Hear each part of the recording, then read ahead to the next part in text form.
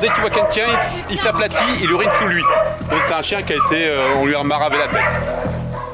Bonjour à tous, je m'appelle Amy et je fais des vidéos sur YouTube et voici Morgane alias Little Gypsy. Et aujourd'hui, on va vous emmener avec nous faire une saisie dans un élevage de chiens qui ne respectent pas les normes et on va vous montrer le suivi, la deuxième vie que va lui offrir une association.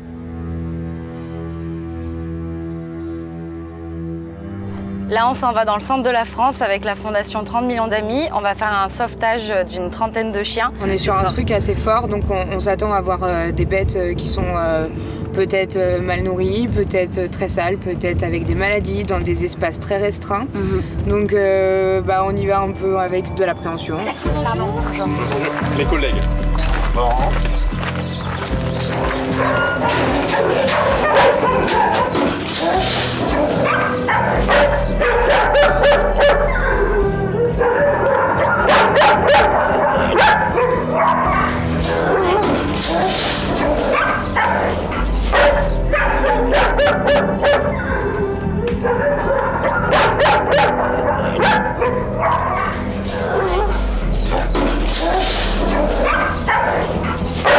Il y a un état des lieux qui est en train de se faire, le nombre de chiens, comment les transporter. On attend le camion qui est avec toutes les cages à l'intérieur pour pouvoir embarquer les chiens et les apporter au refuge 30 millions d'amis dans la foulée.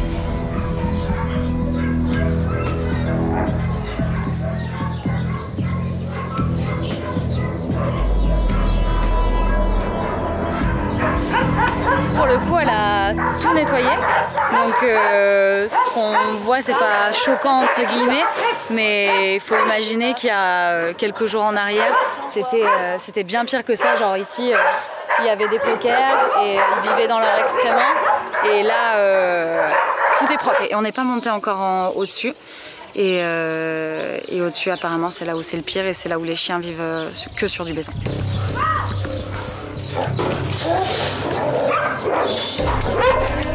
Ils sont hyper agités, ils s'en peuvent plus quoi. Les bocs sont petits, c'est que des mâles. Ça va être chaud. Il est tout maigre. Ouais, il est maigre. Oh, t'as vu? Et normalement, dans les gamelles courtes, au niveau de l'hygiène, tous les matins, on est censé nettoyer avec une éponge. Et quand tu regardes l'intérieur, c'est pas du tout nettoyé depuis au moins plusieurs semaines. Et il y a de la base.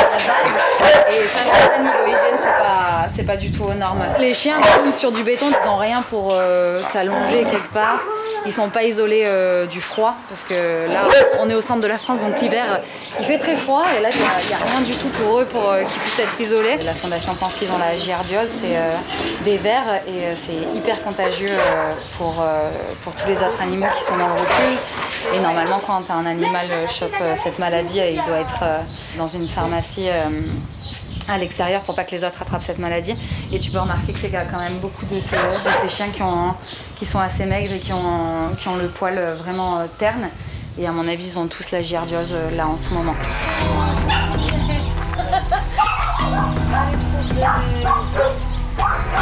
Je suis un peu horrifiée par l'endroit. Qui est glauque, sale et qui pue la mort, hein, clairement. Puis les cages là-bas, là, c'est l'hécatombe là. C'est les cages là-bas, ils sont très agités, très nombreux. Ils n'ont pas accès à l'eau, tous, comme ils devraient avoir. C'est un minimum, quoi. Non, c'est le minimum qu'on devrait donner aux animaux. Déjà, c'est à manger, à boire.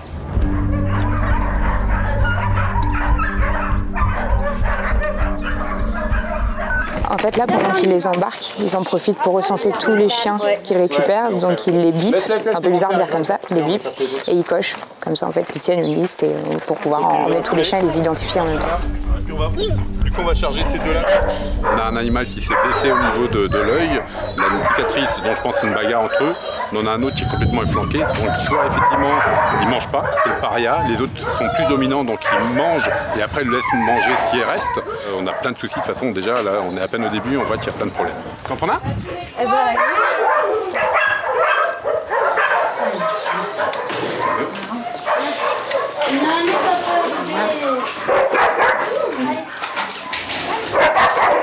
Vous les sortez par deux ou par trois? Ah non, on sort tout le monde en même temps. Tout le monde en même temps et ça s'entend bien? Ah ouais? Ah bah j'ai des photos. Non, je crois, c'est une question. Là. Le problème, c'est ces animaux qui ne sont jamais sortis de leur box, ou si au pire ils sont sortis de leur box, ils ne sont jamais sortis en laisse. Donc ils ne connaissent pas la contrainte, ils sont complètement terrorisés. Ouais. Ces animaux qui, en fin de compte, n'ont jamais été manipulés. Elle a fait de la reproduction, mais honnêtement, je pense sans les vouloir, et du coup, elle était dépassée. Après là, on est quand même dans quelqu'un qui dit aimer les animaux et qui n'assume pas du tout son amour et qui au contraire fait l'inverse qu'il devrait faire. Parce que là, on est vraiment dans des animaux qui sont complètement insociables. Il y a un vrai travail derrière pour le refuge pour pouvoir en fin de compte réhabituer l'animal par rapport à l'homme. Il y a un vrai problème dans les... De toute façon, on est bien content que ça se termine en procédure. Ça, c'est pas escroc. Tu n'aimes pas les femmes? Non, mais bon, là, ça passe avec vous, mais bon, ça dépend. Je préfère le dire. Alors ça, c'est un chien qui est censé ne pas aimer les femmes, mais en fin de compte qui est terrorisé. Apparemment, dès qu'il voit quelqu'un, il s'aplatit, il urine sous lui. Donc c'est un chien qui a été... on lui a maravé la tête. C'est hyper anxiogène en fait. Vous pouvez commencer à prendre les chiots si vous voulez. Ouais, parce qu'il y avait La femelle, la mère, je la sentais un peu protectrice là. Ah, tu veux? Ouais. Bah, je veux la sortir. Ok. J'ai joué avec toi. Tout va bien, c'est moi. Oh bah oui, oh bah oui. C'est l'enfer là. On a 6, hein. Vous avez pas le même âge tous les deux, vous faites pas le même poids. Eux, au moins, ils n'auront pas eu la vie dure pendant longtemps. Je peux les garder dans mes bras, il n'y a pas de souci. Franchement, émotionnellement, c'est hyper. Enfin, les chiots, en plus, tu les as contre toi. Le petit, en fait, c'est parce qu'ils cherchent le contact, en fait. Donc, je pense qu'ils n'ont pas trop l'habitude. Et le petit s'endormait vraiment dans mon cou. Donc, c'est hyper difficile de les laisser, en fait. Même si c'est pour le mieux. Tu sais que c'est pour le mieux, en plus, c'est juste sur le moment, c'est hyper. C'est violent, quoi. Ça va ? Ouais, c'est un peu violent, mais bon, je m'y attendais un peu. Hein. Je m'y attendais, mais tu peux pas contrôler, quoi. Sur le moment, c'est bon. Salut les pépères! Ça, c'est une preuve aussi qu'elle entretient pas du tout ses chiens et qui sont dans des conditions pas du tout. Ouais. Regarde les yeux. Là, les yeux. Il y a du pu qui sort. Ouais. Putain, t'as l'impression qu'il découvre l'herbe, quoi. Oh, les oreilles. Bonjour, les oreilles. Viens, mon amour.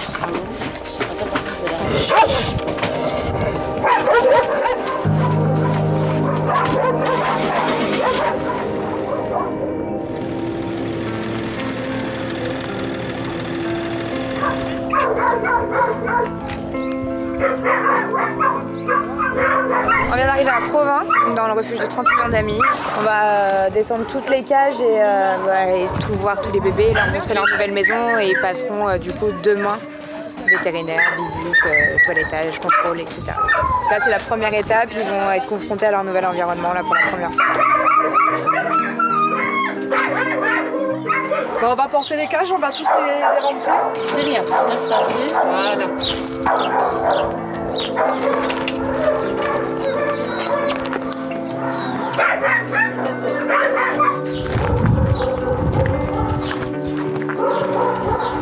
Ouais, est-ce qu'il faut les poser là les deux? Bon, on va les emmener directement dans leur box.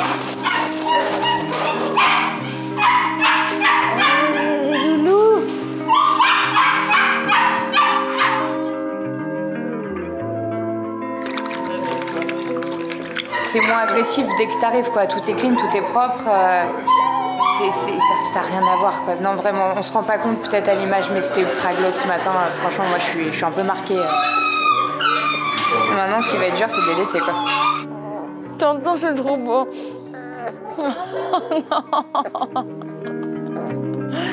Bonjour, je craque.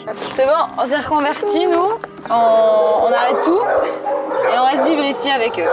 Franchement, moi, je dis pas non. Je dis pas non.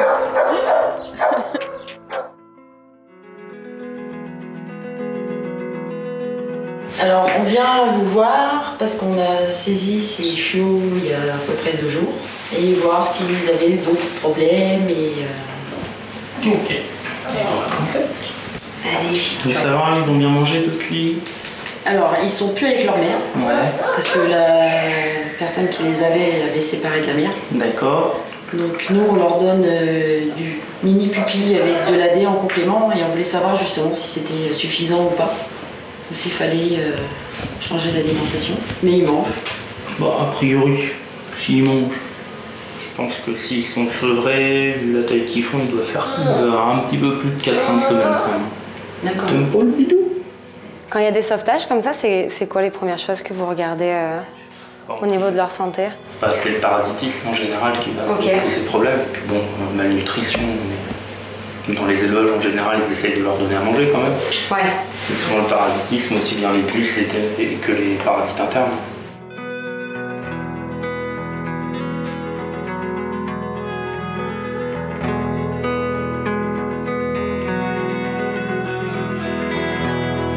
Donc là, ils sont assez âgés pour être identifiés.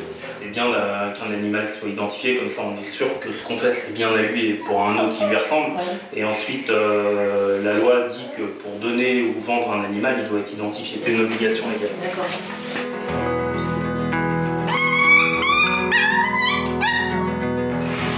Donc on vérifie avant de mettre une puce qu'il n'y en a pas déjà une. D'accord.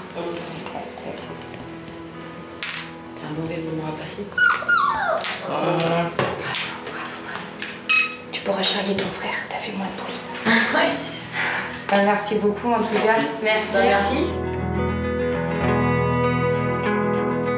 Au tout début, quand on a vu les chiens, on a dit on aimerait trop secrètement leur donner un prénom chacune. Et là, on a le droit. Et du coup, voici Blue, la femelle, et Orca.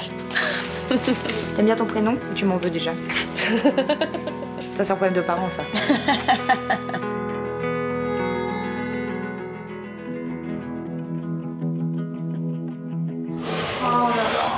Ah ouais, il avait des abcès. Ah oui, là, il avait un abcès sur la tête aussi. Là, on lui a fait des injections anti-inflammatoires et antidouleurs, aussi bien pour les abcès que la patte. Par contre, si demain, ça s'est pas amélioré, il va chez le véto. Ouais, ok. C'est comme demain, on emmène des chiens qui sont... Mais il a l'air vraiment pas bien. Genre, il me fait trop de peine. Alors le souci, c'est que ces petits bonhommes là, on peut pas leur mettre des couvertures parce qu'ils les déchiquetent et ils les avalent. Ah. C'est pour ça qu'ils ont les petites lumières chauffantes? Ouais. Ah, et toi, t'es bien fait castagner. Et puis sa patte, je pense que c'est une luxation, mais par sécurité, il vaut mieux l'emmener chez le vétérinaire faire une radio parce que je suis sûre qu'il n'y a pas de fracture ou autre chose. Ça va la belle. C'est plus propre ici, hein. C'est mieux, hein. C'est mieux. Elle est très abîmée, elle, hein, quand même. Elle est très maigre. Je pense que c'était une reproductrice et elle l'a usée, elle est allée jusqu'au bout. Quoi. Les élevages qui s'en occupent mal, en fait, ils veulent juste qu'elles fassent des bébés, qu'elles fassent des bébés, qu'elles fassent des bébés. Ils suivent pas les normes de reproduction et d'espace entre chaque portée. Et ça donne vraiment des chiens très usés et dans cet état-là. Le bien-être animal, il n'existe pas, il est zéro, là. Il faut produire. Faut faire de l'argent. Il n'y en a pas un qui est agressif? Aucun, zéro. Surtout ceux qui nous avaient dit qu'il y avait un risque, mais zéro, quoi. Ils sont tous en manque d'amour, ils demandent que ça. Venez tous dans les refuges, venez les adopter parce que ils méritent tellement d'avoir de l'amour et de sortir d'ici. C'est pas eux qui devraient être derrière les barreaux. Non, c'est clair. Ouais. Et là, du coup, vous avez tout un travail à faire de lui apprendre aussi à aimer un jouet. Apprendre à avoir confiance en l'être humain. Être un chien, ouais. La vie que tous les chiens devraient avoir.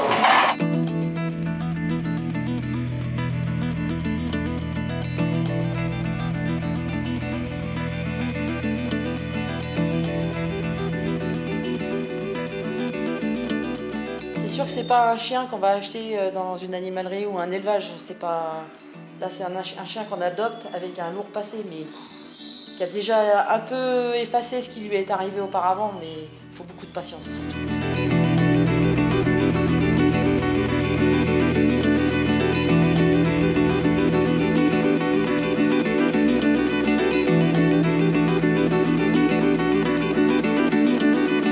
On ne peut pas se permettre de prendre un animal et puis se dire tiens, au bout de 15 jours, finalement j'en veux plus, j'en veux un autre. Là, c'est une responsabilité en fait. Oui. Financière, affective. Il y a des gens peut-être qui n'ont jamais eu d'animaux dans leur vie, donc ils se disent un chien c'est un chien. Ouais. Ils ne savent pas qu'ils peuvent avoir un lien fort et créer quelque chose d'unique. C'est vrai. Ça ne trahit pas un animal, jamais.